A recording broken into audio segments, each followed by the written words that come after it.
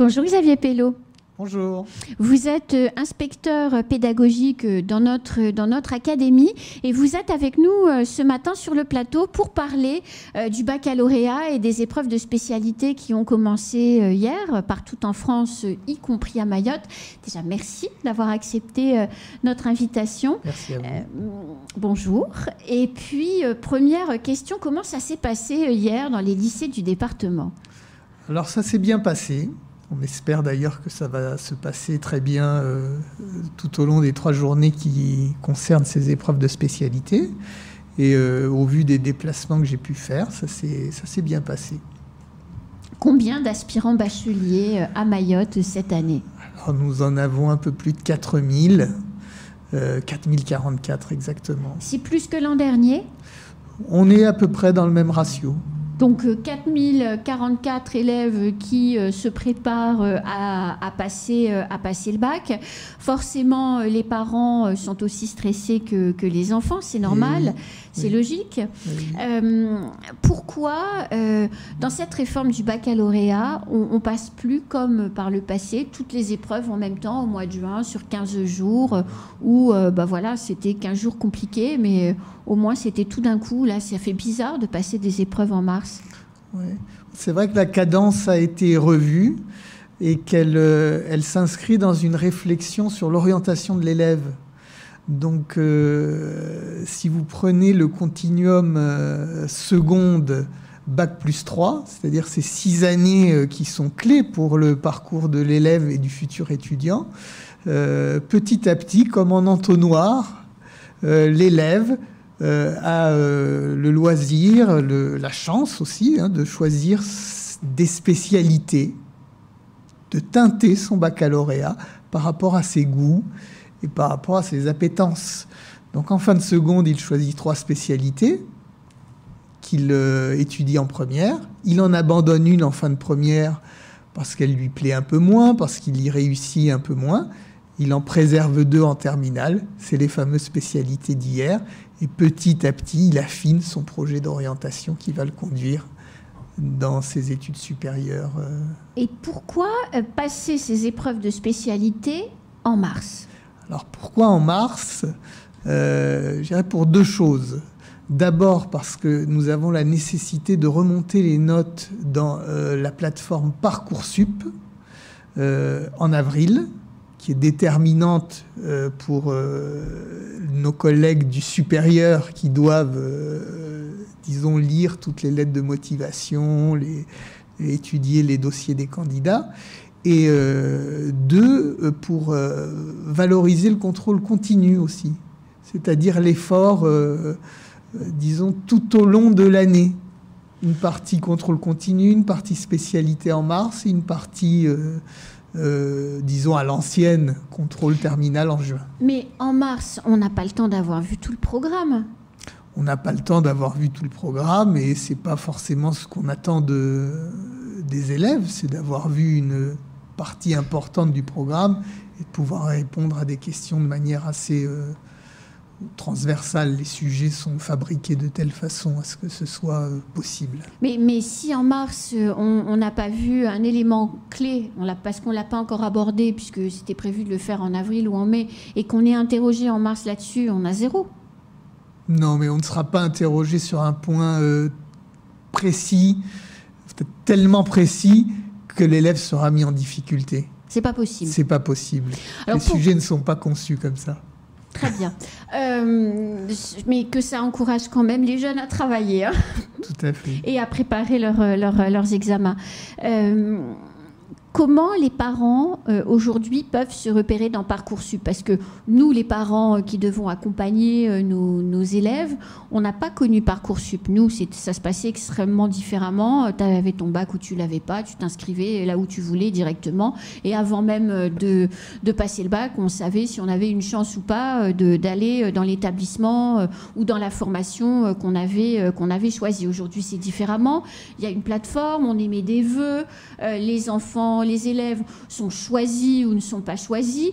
on se rend compte que c'est pas du tout une immense loterie, mais que ça correspond bien enfin, en fait, en gros, le gamin qui ne travaille pas et qui a des notes moyennes, il a quand même beaucoup moins de chances que celui qui a 14 ou 15 sur 20 d'être sélectionné. Donc, comment, aujourd'hui, un parent peut aider son enfant à se repérer sur Parcoursup et aujourd'hui, on est le 21 mars. Où est-ce qu'on en est de Parcoursup, du planning de Parcoursup? Alors, ce qu'il faut comprendre, ce que les parents doivent comprendre, les élèves aussi, c'est qu'on est dans moi j'appellerais ça une sorte d'adéquation souple entre le secondaire et le supérieur. Donc ce que doivent connaître les parents, et c'est public sur les sites internet, c'est les attendus des formations dans le supérieur. C'est quoi une attendue des formations supérieures? Ce qu'attend la formation du supérieur du futur étudiant. Ce qu'il attend... en termes de compétences maîtrisées, par exemple. En termes de compétences maîtrisées, exactement.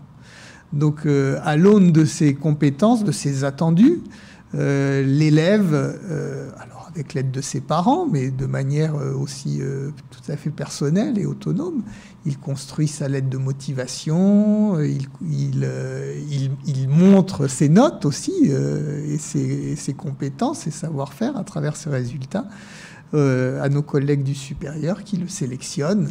Ou pas. Ou pas. Et Parcoursup est construit de telle façon à ce qu'on essaye de laisser le moins d'élèves, permettez-moi l'expression, sur le carreau. Et donc jusqu'en juillet, la plateforme mouline. Alors pour répondre à votre question sur le timing, là on est en mars. Les remontées des notes se font autour de la fin de la première semaine d'avril. Ah oui, ça vient vite. Ça vient vite, donc les corrections seront faites rapidement. La plateforme est fermée mi-avril et ensuite, ça passe au supérieur. D'accord, donc ça veut dire que entre la fin de la première semaine d'avril et puis le 15 avril, les jeunes vont voir leurs notes. Oui. Et puis à partir du 15 avril, paf, il n'y a plus d'accès, de manière à ce que les formations supérieures récupèrent l'ensemble des dossiers et choisissent, sélectionnent les élèves. Lui non, lui oui, lui peut-être, voilà. Et donc émettent des réponses par rapport aux vœux formulés par les élèves. Oui, et le rectorat sera toujours attentif au refus éventuel de formation et sera là pour proposer jusqu'en juillet des formations qui correspondront Et à quel moment ça réouvre? Donc mi-avril, ça ferme. Les formations supérieures regardent et sélectionnent. À quel moment elles donnent un avis? Autour du mois de fin mai, début juin. Donc la fin mai, début juin, on sait sur les 7 vœux que l'on a fait, s'il y en a 7 qui sont non, ou s'il y en a 1 ou 2 ou 3 qui deviennent oui. Et là, après, qu'est-ce qui se passe pour l'élève? Alors l'élève doit accepter s'il a une formation qui lui est proposée. Si rien ne lui est proposé, ça peut arriver. Comme je disais, c'est à la marge, mais ça arrive. Nous avons une commission qui s'appelle la CAES, la CAES, Commission d'accès à l'enseignement supérieur. Qui est dans chaque académie? Qui est dans chaque académie. Mayotte a sa propre CAES, qui travaille jusqu'en juillet, un juillet bien avancé, à proposer à l'élève une formation le plus en adéquation. Donc, ce qui veut dire que, imaginons, je rajeunis, je passe le bac, j'ai fait mes 7 vœux, j'arrive au mois de mai, fureur et désespoir, aucun de mes 7 vœux n'est retenu, ce qui fait que je me retrouve sur le carreau presque. Donc je suppose je vais voir mon prof principal, j'en parle avec lui et du coup il m'oriente vers cette caisse qui va reprendre mes 7 vœux, passer des coups de fil aux uns et aux autres pour essayer de me trouver un truc. C'est ça l'idée? Tout à fait. Et ça marche? Et ça marche. Donc on est là pour accompagner au plus près l'élève pour que ça marche. Alors aujourd'hui, sur les 4000 élèves qui vont passer le bac, l'année dernière, le taux de résultat était quand même satisfaisant. Donc la plupart de ces 4000 élèves devraient réussir leur épreuve. Ils font quoi après? Combien partent en métropole en termes de proportion? Combien restent ici à peu près? Alors vous avez plusieurs cas de figure. Vous avez une offre de formation qui se développe lentement mais sûrement à Mayotte, oui. Pour le supérieur. J'en donne juste 2 exemples. Série de BTS avec des offres variées, 3 classes préparatoires aux grandes écoles qui s'ouvrent ou vont s'ouvrir à la rentrée, le CUFR, donc un certain nombre d'élèves deviennent étudiants à Mayotte. Ça, c'est une possibilité maintenant bien concrète. Certains vont à La Réunion, d'autres, et d'ailleurs ils sont accompagnés pour ça, financièrement et humainement, vont en métropole. Principalement à l'université ou pour y réaliser ce qu'on appelle maintenant des BUT, c'est les anciens DUT, les bachelors universitaires technologiques. D'accord. Et de manière générale, vous estimeriez la proportion, combien reste, combien partent, grosso modo? C'est une moitié qui reste, une moitié qui part, ou il y a plus de gens qui restent aujourd'hui que de gens qui partent? Alors, je ne pourrais pas vous donner de chiffres précis, mais je pense que plus d'élèves, enfin plus d'étudiants même, oui, bien sûr, restent que d'étudiants partent. La prochaine date pour le bac, donc là on termine les épreuves de spécialité demain, c'est ça? Demain, tout à fait. Voilà. Après, la prochaine étape, c'est la philo après. Oui, alors les épreuves de spécialité ne se terminent pas totalement demain, puisqu'on a la série des oraux, des épreuves pratiques, qui sont en fait le versant non écrit de ces épreuves, donc qui s'étale jusqu'à début avril. D'accord. Chaque élève est convoqué. Chaque élève est convoqué en fonction des spécialités choisies. Et ensuite s'ouvrira le cycle, on va dire, contrôle terminal, un peu plus classique, avec la philosophie, le français pour les élèves de première, et ce fameux grand oral qui clôt la session fin juin. Voilà. Et donc, on a déjà la date du bac philo? On a déjà la date, mais alors je ne l'ai pas mémorisée exactement. C'est début juin. Début juin, comme d'habitude. Merci beaucoup. Eh bien, merci à vous et puis bonne chance à tous les élèves. J'espère les avoir aidés à mieux comprendre le processus. C'est à 14h comme hier? Oui. Pourquoi 14h et pourquoi pas le matin? Parce qu'il fait plus chaud l'après-midi. On est totalement alignés sur la métropole, même sujet, oui, mêmes horaires. Effectivement. Oui. Mais ce qui veut dire qu'en métropole, il commence à midi. Tout à fait. On a un petit décalage.